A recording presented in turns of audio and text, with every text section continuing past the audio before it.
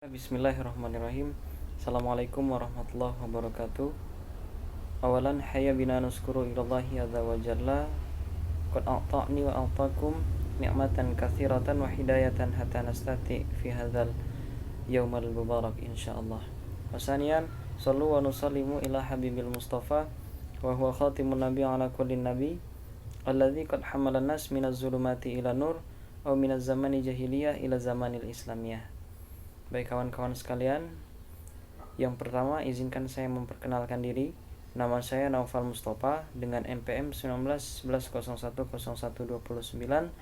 dari Fakultas Tarbiyah dan Kegurian, jurusan Pendidikan Agama Islam kelas K. Di sini mungkin saya akan mempresentasikan proposal penelitian saya yang berjudul Upaya Guru Meningkatkan Kesadaran dan Kedisiplinan Siswa dalam Menghafal Al-Quran di MTSN 01 Lampung Barat dalam memenuhi tugas mandiri mata kuliah Metodologi Penelitian Pendidikan yang diampu oleh Ibu dosen Richa Putri Aprilia MPD. Nah, mungkin saya akan masuk ke pembahasan yang pertama di bab 1, yaitu pendahuluan. Bagian pertama A. Latar belakang. Dalam aktivitas menghafal Al-Quran, guru memiliki peran yang penting sebagai pembimbing dan pemberi motivasi, serta yang menjadi muwajjih bagi siswanya yang sedang menghafalkan Al-Quran. Di dalam menghafal Al-Quran juga sangat diperlukan peranan dari seorang guru MTSN 01 Lampung Barat yang menargetkan siswanya untuk bisa hafal minimal 1 juz, yaitu juz 30. Karena tanpa bimbingan yang ekstra dari para dewan guru, maka tidak akan terwujud tujuan yang diinginkan, yaitu menjadikan para siswa menjadi hafiz. Hal tersebut terbukti ketika para siswa menghafal tanpa bimbingan dari pengasuh, maka akan meremehkan dan menyepelekan sehingga tidak dapat menghafalkan dengan baik. Begitu juga sebaliknya, apabila para siswa mendapatkan bimbingan yang ekstra dari para guru ataupun pengasuh, maka akan menghasilkan siswa yang hafalannya berkualitas. Nah, dari problematika tersebut, maka dari itu saya ingin meneliti tentang upaya guru dalam meningkatkan kesadaran dan kedisiplinan siswa dalam menghafal Al-Quran di MTSN 01 Lampung Barat. Kemudian bagian yang selanjutnya, rumusan masalah. Maka setelah mengetahui latar belakang masalah yang telah diuraikan di atas, maka masalah dirumuskan dalam penelitian ini adalah bagaimana upaya guru dalam meningkatkan kesadaran dan kedisiplinan hafalan Al-Quran di MTSN 01 Lampung Barat. Kita beralih kepada bagian yang selanjutnya, yaitu tujuan penulisan. Berdasarkan rumusan masalah tersebut, maka tujuan dari penelitian ini sebagai berikut. Penelitian ini bertujuan untuk mendeskripsikan upaya guru dalam meningkatkan kesadaran dan kedisiplinan siswa dalam aktivitas menghafal Al-Quran di MTSN 01 Lampung Barat. Kemudian bagian selanjutnya D. Manfaat penelitian. Maka adapun diperoleh terdapat menjadi 2 manfaat. Pertama, manfaat teoritis, yaitu menambah hazanah pengetahuan dalam dunia pendidikan Islam, khususnya mengenai upaya guru membina hafalan. Kemudian manfaat praktisnya, yang pertama ada untuk sekolah. Nah, sebagai bahan evaluasi untuk upaya guru dalam meningkatkan kesadaran dan kedisiplinan siswa dalam menghafal Al-Quran di MTSN 01 Lampung Barat. Dan untuk peneliti, manfaatnya rujukan ketika nanti berkecimpung di dunia pendidikan, terutama dalam melaksanakan tugas sebagai pendidik. Nah, kita beralih kepada metode penelitian. Yang pertama ada jenis penelitian yang dipakai adalah penelitian lapangan. Yang kedua, pendekatan penelitian. Maka pendekatan yang dipakai di sini pendekatan penilaian deskriptif. Dan yang ketiga ada sumber data. Nah, sumber datanya berasal dari guru dan siswa MTSN 01 Lampung Barat. Kemudian bagian selanjutnya F. Penentuan subjek. Maka subjek utama dalam penelitian ini adalah yang dianggap paling mengetahui tentang apa yang menjadi tujuan karya ilmiah ini, yaitu dari pihak guru yang ada di MTSN 01 Lampung Barat. Juga subjek utama lainnya adalah beberapa siswa dengan kriteria telah mendapatkan hasil hafalan yang baik dan banyak. Kemudian beralih ke yang selanjutnya G. Teknik pengumpulan data.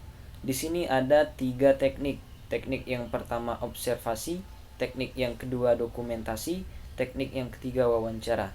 Serta di bagian yang selanjutnya bagian H. Metode analisis data. Nah, di sini juga ada 3 metode yang diantaranya pertama reduksi data, kedua data display, ketiga verifikasi kesimpulan. Nah, itu untuk bab pertama mengenai pendahuluan. Kemudian kita beranjak kepada bab kedua, yaitu landasan teori. Di bagian yang A ini upaya guru. Nah, yang pertama pengertian upaya. Maka upaya adalah usaha atau ikhtiar untuk mencapai suatu maksud atau memecahkan persoalan atau mencari jalan keluar dan daya upaya. Dan bagian yang kedua, pengertian guru. Kata guru berasal dari bahasa asing, sering dijumpai kata teacher yang berarti mengajar. Sementara itu dalam bahasa Arab istilah tersebut mengacu pada pengertian guru lebih banyak lagi, seperti al-alim atau jamaknya ulama, atau al-alim yang berarti orang yang mengetahui, dan banyak digunakan para ulama atau ahli pendidikan untuk merajuk pada arti guru. Kemudian yang ketiga, fungsi guru. Dalam ajaran Islam, tugas orang guru merupakan perpanjangan tangan terhadap pendidikan yang dilakukan oleh Rasulullah SAW. Bahkan sebagai kunci keberhasilan Rasulullah dalam mendidik adalah menjadikan dirinya sebagai contoh utama kepada umat yang dibimbingnya. Itu untuk upaya. Kemudian bagian yang B ada kesadaran. Nah, pentingnya kesadaran diri. Bahwa kesadaran diri ini merupakan proses mengenali motivasi, pilihan, dan kepribadian kita, lalu menyadari pengaruh faktor-faktor tersebut atas penilaian, keputusan, dan interaksi kita dengan orang lain. Kesadaran diri merupakan dasar dari kecerdasan emosional, yaitu merupakan kemampuan untuk memantau perasaan dari waktu ke waktu. Nah, kemudian beranjak kepada poin C, yaitu disiplin. Pertama ada pengertian disiplin. Disiplin adalah suatu tindakan mematuhi dan melakukan sesuatu dengan nilai-nilai dan aturan yang dipercaya merupakan tanggung jawabnya. Nah, yang kedua, tujuan daripada disiplin adalah yang pertama, untuk menaklukkan kuasa kemauan di dalam diri sendiri. Yang kedua, agar seorang dapat menjadi pemerintah atas dirinya sendiri. Yang ketiga, untuk memperbaiki berbagai kebiasaan seseorang.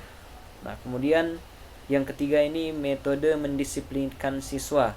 Setidaknya yang pertama ada metode keteladanan, kedua pembiasaan, ketiga didaktif, keempat nasihat, kelima berdialog, keenam instruksi, dan yang terakhir pemberian hukuman. Nah, hukuman yang mendidik.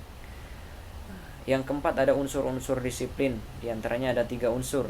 Yang pertama peraturan, kemudian yang kedua kebiasaan-kebiasaan, dan yang 3 hukuman. Nah, hukuman ini terbagi menjadi 3. Motivasi, mendidik, dan menghalangi tindakan yang sama. Kemudian poin yang selanjutnya di poin D, menghafal Al-Quran. Yang pertama ini ada pengertian menghafal. Nah, di dalam Al-Quran kata al-hifz ini mempunyai arti yang bermacam, atau menghafal itu tadi tergantung susunan kalimatnya. Nah, artinya ini antara lain yang pertama selalu menjaga dan mengerjakan sholat pada waktunya atau menjaga hafalan. Yang kedua menjaga, yang ketiga memelihara, dan keempat artinya yang diangkat. Kemudian ada juga pengertian Al-Quran. Al-Quran adalah kitab suci yang terakhir yang diturunkan Allah dengan perantara malaikat Jibril kepada Nabi Muhammad SAW sebagai kunci dan kesimpulan dari semua kitab suci yang pernah diturunkan Allah kepada nabi-nabi dan rasul-rasul sebelum Rasulullah SAW. Nah, kemudian hal yang membantu dalam menghafal, yang pertama ikhlas, yang kedua memiliki keteguhan, yang ketiga istiqomah, yang keempat jauh dari perbuatan keji dan munkar, yang keempat izin dari orang tua atau wali, dan yang terakhir ini mampu membaca dengan benar. Kemudian ada metode menghafal, di antaranya yang pertama bin nazar, kedua tahfiz, ketiga talaki, keempat takrir, dan yang terakhir ada tasmi. Nah, kemudian kita beralih juga ke metode efektif untuk mempertahankan hafalan dalam waktu yang lama. Nah, sebelum mulai menghafal satu halaman, ini dianjurkan untuk membaca satu halaman itu dengan lengkap, kemudian memahami apa yang dibaca dan mengetahui kandungannya. Setelah itu, menulis huruf-huruf pertama dari setiap kata yang ada pada halaman itu tertib sesuai urutan yang ada pada mushaf.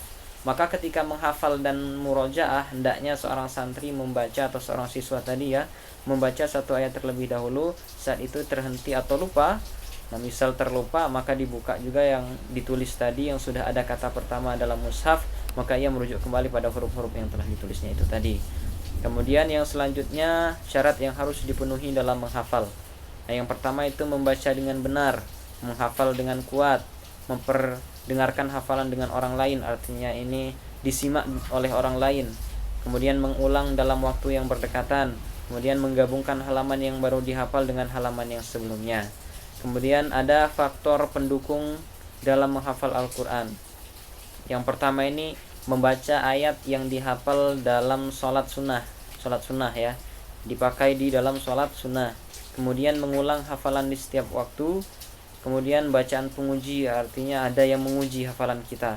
Kemudian mendengarkan murotal. Kemudian konsisten dengan satu mushaf. Dan yang terakhir, mengoptimalkan seluruh panca indera dalam menghafal Al-Quran. Kemudian ada yang kedelapan, mengatasi atau upaya mengatasi hambatan dalam menghafal Al-Quran. Nah, yang pertama, hafalan diperdengarkan kepada ahli.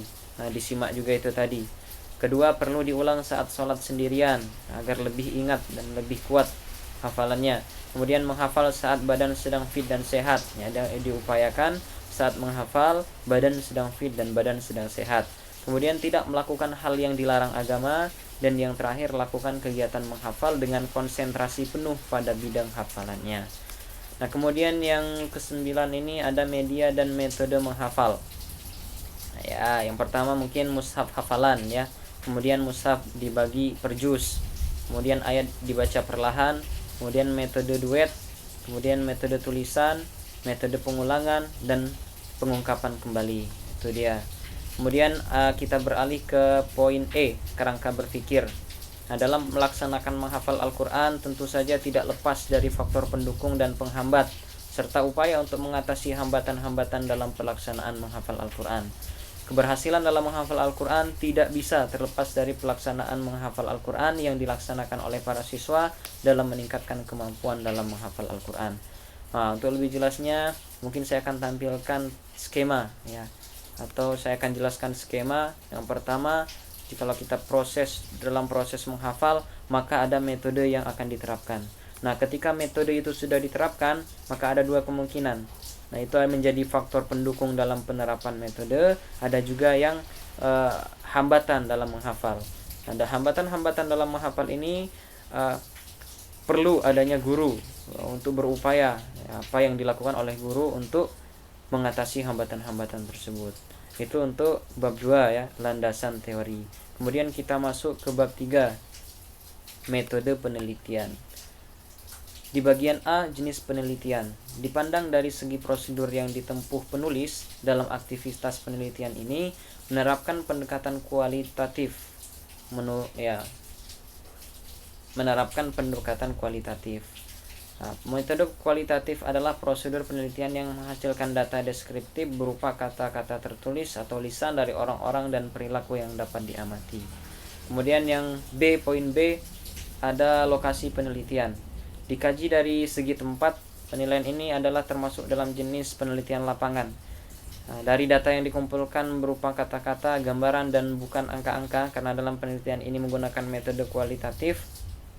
Dalam penelitian ini, penulis mengambil lokasi di lembaga sekolah yang dekat dengan tempat tinggal penulis, yaitu MTSN 01 Lampung Barat. Kemudian ada poin C, sumber data. Nah, sumber datanya adapun terbagi menjadi 3, yaitu dari orang atau person, dari tempat, dan sumber data berbentuk paper atau kertas atau data mungkin. Kemudian yang poin D, prosedur pengumpulan data. Nah, prosedurnya ini adapun prosedur pengumpulan data akan melakukan teknik-teknik. Ada 3 teknik, diantaranya observasi, wawancara yang kedua, dan yang ketiga dokumentasi. Kemudian ada poin E, teknik analisis data. Adapun proses analisa data yang dilakukan mengadopsi dan mengembangkan pola interaktif yang dikembangkan oleh Miles dan Huberman, yaitu yang pertama reduksi data, penyajian data, dan verifikasi atau penarikan kesimpulan. Kemudian yang poin F, pengecekan keabsahan data. Keabsahan data merupakan teknik yang digunakan agar penelitian kualitatif dapat dipertanggungjawabkan secara ilmiah. Maka adapun langkah-langkah yang dilakukan peneliti sebagai berikut. Ini yang pertama, perpanjangan keikutsertaan. Kemudian yang kedua, ketekunan pengamatan. Yang ketiga, triangulasi. Dan yang keempat, pengecekan sejawat. Dan ini ada poin yang terakhir, poin G, tahap-tahap penelitian. Secara singkat penulis menjelaskan bahwasanya tahap-tahap penelitian ini yang terbagi menjadi yang pertama tahap pendahuluan atau persiapan, kemudian tahap pelaksanaan, diikuti tahap analisis data, dan yang terakhir tahap pelaporan. Nah, mungkin itu presentasi dari saya. Apabila ada kata-kata yang kurang berkenan atau ada kesalahan dalam menyampaikan, saya mohon maaf. Saya akhiri. Alhamdulillahirabbil alamin. Yumkin kafaitu bihadzal kalami inni wajatum. Astaghfirukum wassalamun alal mursalin walhamdulillahirabbil alamin. Wassalamualaikum warahmatullahi wabarakatuh.